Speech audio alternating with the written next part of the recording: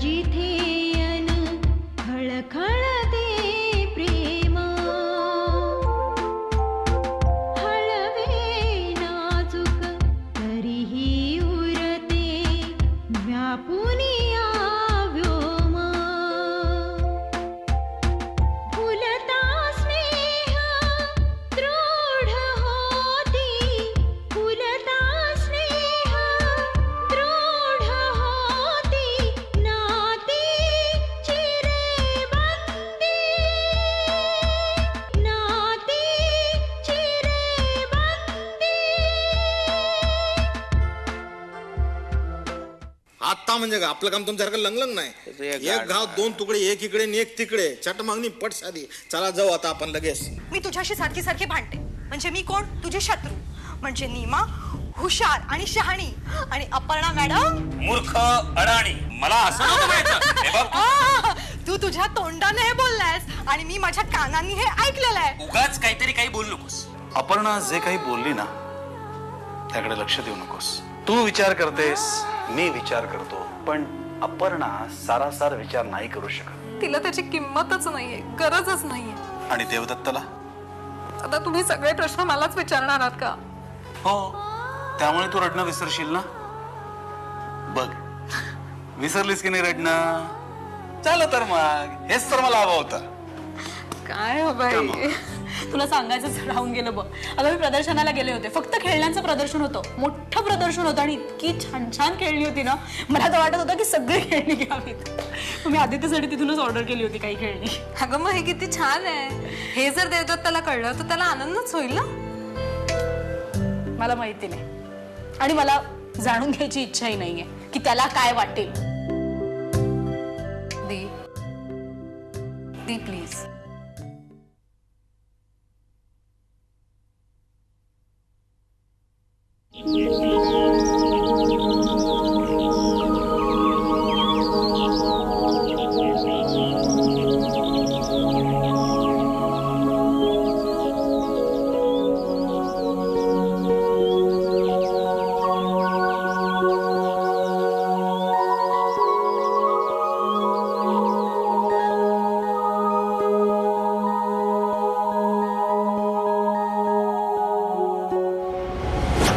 अगं तू आदित्यसाठी खेळणी मागवली होतीस का?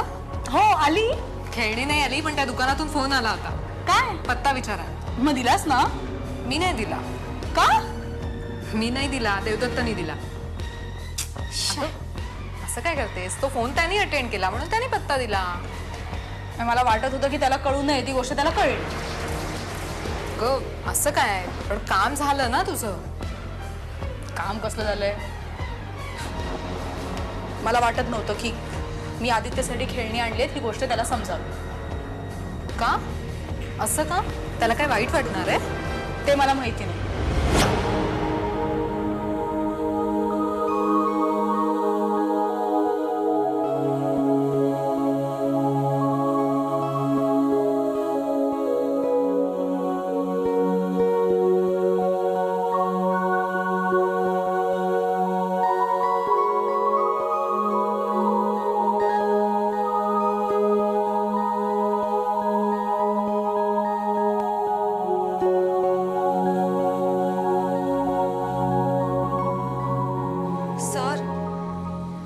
सर काय झालं आज तुम्हाला?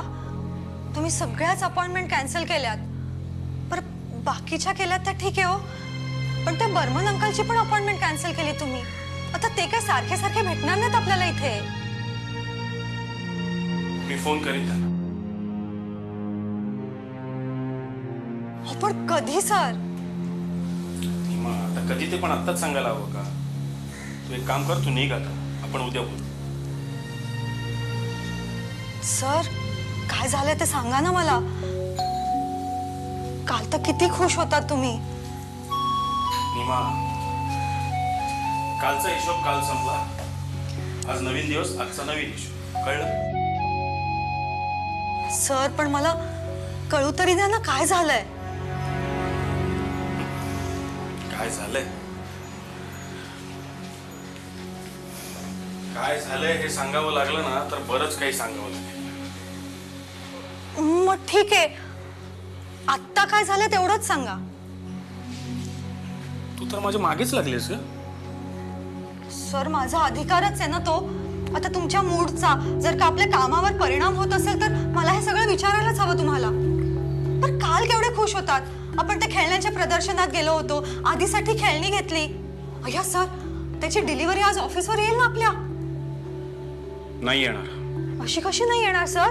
मी स्वतः त्यांना ऍड्रेस लिहून दिलाय आणि ऑफिसमध्ये बापूलाही सांगितलंय की बॉक्सेस आले ना की व्यवस्थित ठेवून घे.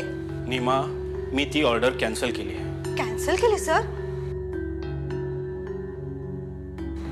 अहो पण आपण कालच तर सगळं पेमेंट करून आलोय. म्हणूनच मी ती ऑर्डर जमुनादास विद्यालयाला भेट द्यायला सांगितली. नाहीतरी आधीचा वाढदिवस आहे, त्या निमित्ताने ही भेट.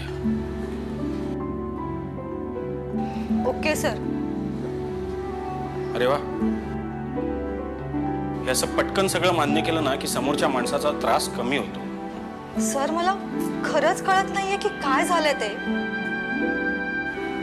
अहो आदल्या दिवशी हौसेने मुलासाठी घेतलेली खेळणी तुम्ही दुसऱ्या दिवशी.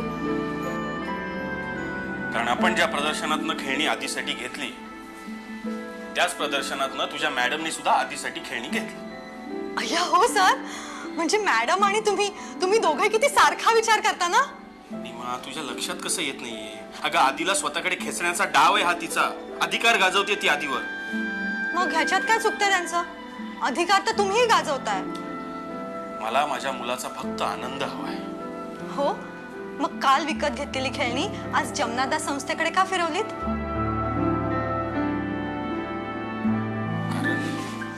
सर आता मी पडले इनोसंट मुलगी, मला काय ह्यातलं कारण कळणार नाही. पण निदान तुमचं तुम्हाला जरी कळलं ना तरी तुमचा बराचसा त्रास कमी होईल.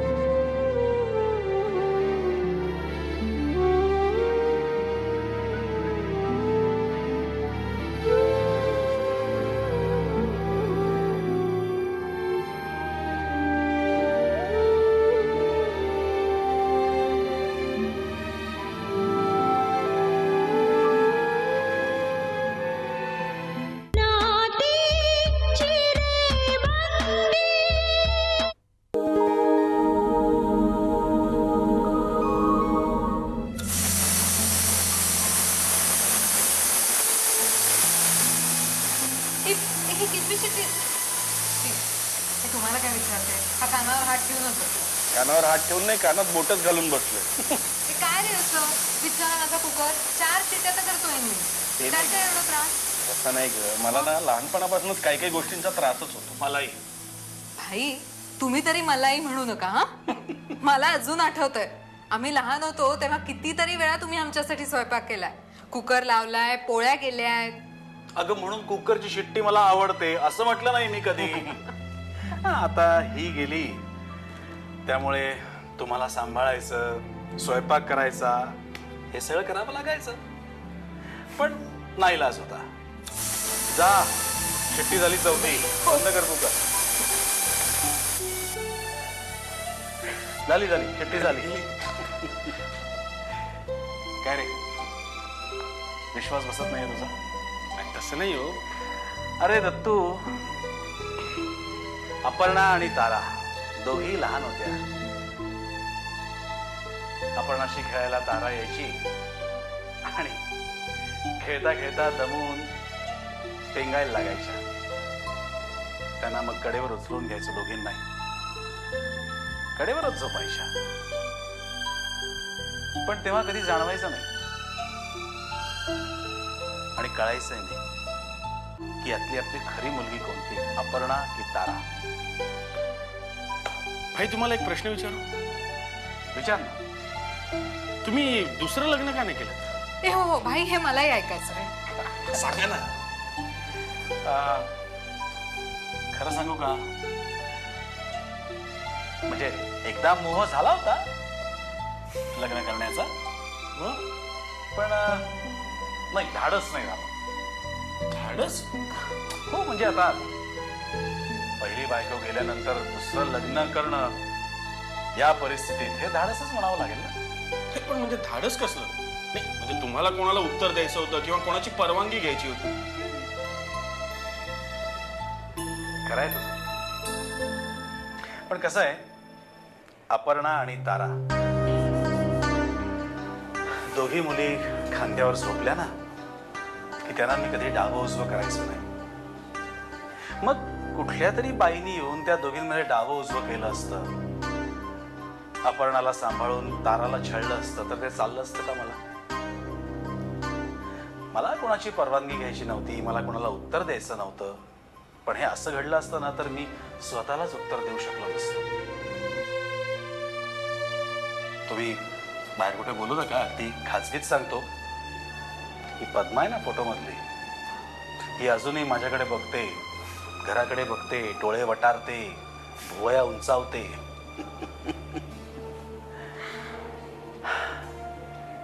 तू जी तुटतात ती नाती नसतात, जे संपतं ते प्रेम नसतं, जो थांबतो तो संवाद नसतो, आणि जी खांद्यावरून झटकली जाते ती जबाबदारी नसते. आणि या सगळ्या बांधिलक्या जपल्या नाहीत ना तर ते आयुष्य नसतं, आणि ते जगणारा माणूस नसतो. जर तुम्हाला माणूस म्हणून घ्यायचं असेल ना तर या सगळ्या जाणीवा, बांधिलकी लपेटून घ्यायला हव्यात. त्या मी घेतल्या, इतकंच.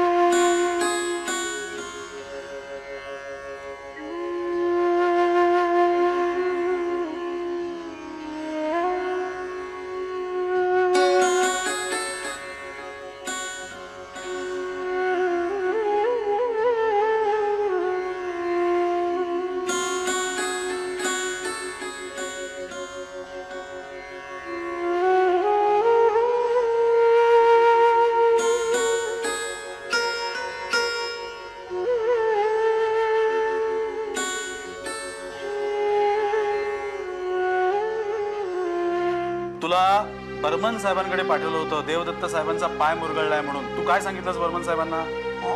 मी गेलो होतो. हा, देवदत्त साहेब खूप बिझी आहेत, काम टाळता येण्यासारखं नव्हतं, म्हणून आजची महत्वाची अपॉइंटमेंट कॅन्सल केली. आणि हो, मी त्यांना सॉरी म्हटलं. Very good.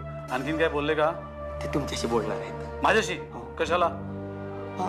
देवदत्त साहेब तुमचे जावई आहेत म्हणून ते बोलवतात. अरे पण ही चूक आहे. त्यात चूक काय? देवदत्त जावई आहे हे बरोबर आहे, पण जेव्हा त्यांनी डिझाईन्स पास केली तेव्हा तो माझा जावई आहे हे त्यांना माहित नव्हतं. त्याची एक सेपरेट आयडेंटिटी आहे की नाही? झालं. आता जर हे देवदत्तला कळलं तर त्याचा इगो हर्ट होणार. सगळ्या पंचक्रोशींमध्ये तो माझा जावई आहे हे ओळखला जातो हे त्याला माहिती आहे, पण आता तिसरा माणूसही त्याला ओळखतो माझा जावई म्हणून. झालं, लागली वाट, सगळा गोंधळ झालाय. काय, कसला गोंधळ झालाय? काय तू याला चहा पाजा दे. नाही, चहा वगैरे नको, साईडवर काम आहे. बरं, निघ निघ. काय झालंय काय भाई? अगं तारा, एक गंमत झाली. काय? हे बघ, देवदत्तांनी सगळ्या अपॉइंटमेंट्स कॅन्सल केल्या. अगदी बर्मन साहेबांसारख्या महत्वाच्या माणसाची अपॉइंटमेंट सुद्धा कॅन्सल केली. याचा अर्थ एक तर तो खूप वैतागलेला आहे, नाही तर जाम चिडलेला आहे. हो की नाही? पूर्वी असा वैतागला चिडला की काय करायचा? कुठेतरी तळ्याकाठी जाऊन बसायचा किंवा एखाद्या अज्ञात ठिकाणी जाऊन बसायचा किंवा रूम मध्ये बसायचा, जेणेकरून त्याचा चेहरा आपल्याला दिसणार नाही, चेहऱ्यावरची हार दिसणार नाही. ओके नाही? मग आता तो आपल्या सोबत घरामध्येच आहे. अरे ही सुधारणा नाही का? भैया खरंच हे माझ्या लक्षातच आलं नव्हतं भाई. मी आपली नुसतीच विचार करत बसले काय झालं असेल काय झालं असेल. काय झालं असेल ते मला निमानी सांगितलंय. काय झालं, अपर्णाने आदित्यसाठी खेळण्यांची ऑर्डर दिली, तशीच या दत्तूनेही दिली. अपर्णाची ऑर्डर आधी आली, दत्तूची आली नाही, झालं. थोडक्यात काय, दोघांची आदित्यच्या बाजूने वाटचाल चालू आहे. फक्त आता एकच आहे, त्यांचा उद्देश एक आहे ना, तसा त्यांचा मार्ग एक असायला हवा. दुसरं काही नको. त्यांचा मार्ग एक झाला ना की आपण जिंकलो. काय खरंच नाती चिरेबंदी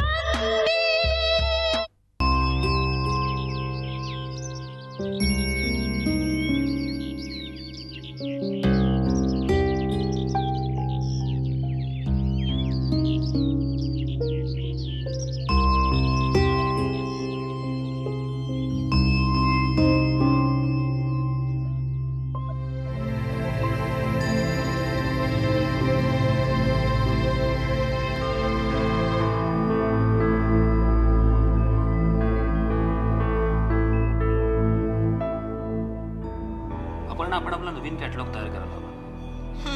आणि आज आपण ठरवलंय की सगळं असाइनमेंटचं काम झालं की आपला नवीन कॅटलॉग आपण तयार करणार आहोत. येस येस आहे लक्षात माझ्या. प्रशांत, आपल्याला मिस्टर बर्मनचं कॉन्ट्रॅक्ट मिळालं ना, तर हे डिझाईन पण आपण आपल्या कॅटलॉग मध्ये इन्क्लूड करूया. म्हणजे वजन वाढेल आपल्या कॅटलॉग. मिस्टर सुधांशु बर्मन अपने पहुंच के बाहर है. का?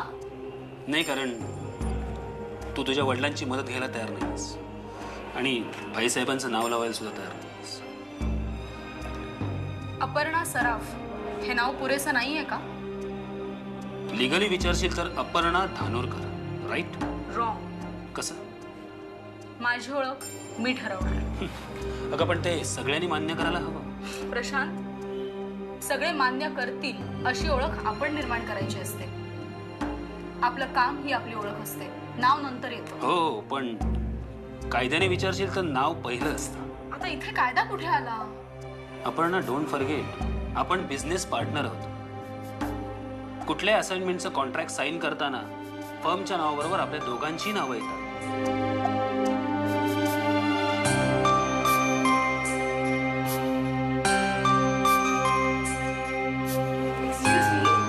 आता ही इथे कशी? देवदत्त घरी आहे. हो, आय सी. आहे देवदत्त आतमध्ये. प्लीज तुम्ही त्यांना बोलवता का? Excuse me. प्लीज हा नम्रपणाचा आव आणू नका. मी नम्रपणाचा आव नाही आणत आहे, पण मॅनर्स, एटिकेट्स याही नावाच्या काही गोष्टी असतात ना, म्हणून विचारलं. ताराला ओळखता ना? त्यांना विचारा. एरवी मी तारालाच विचारलं असतं, पण काय ना, सरांच्या मिसेस इथे त्यांच्या पार्टनर सोबत बसलेल्या असताना मी ताराला कसं बोलवणार? मग सरांच्या मिसेसला काय वाटेल, त्यांच्या पार्टनरला काय वाटेल? हे बघा, उगाच मला मध्ये खेचू नका. हे खेचाखेचीचे प्रकार आहेत ना, ते तुम्हालाच कळतात. काय म्हणायचं तुम्हाला? मला जे म्हणायचंय ना ते मी बोलले. नाही नाही, पण आम्हाला कळेल असं काहीतरी बोला ना. मला तुमच्या दोघांशी बोलायचंच नाहीये. मी इथे सरांशी बोलायला आलीये, त्यांच्याशी बोलून झालं की मी जाईन. आणि बाय द वे, ताराने काय सांगितलेलं दिसत नाही तुम्हाला? काय सांगितलं? विचारा तुमच्या पार्टनरला. मी त्यालाच विचारलंय. माझ्याकडे बघून विचारलं ना, म्हणून मला वाटलं की मला विचारताय. काही नाही ग, असंच इतकं काही महत्वाचं नाही. इतकं काही महत्वाचं नाही? असं कसं बोलू शकतोस तू? तिने इथे अगदी आपल्याला बोलावून बसून वगैरे सगळं सांगितलंय आणि महत्वाचं नाही? तारा, ए तारा, तारा, ऐकलंस का?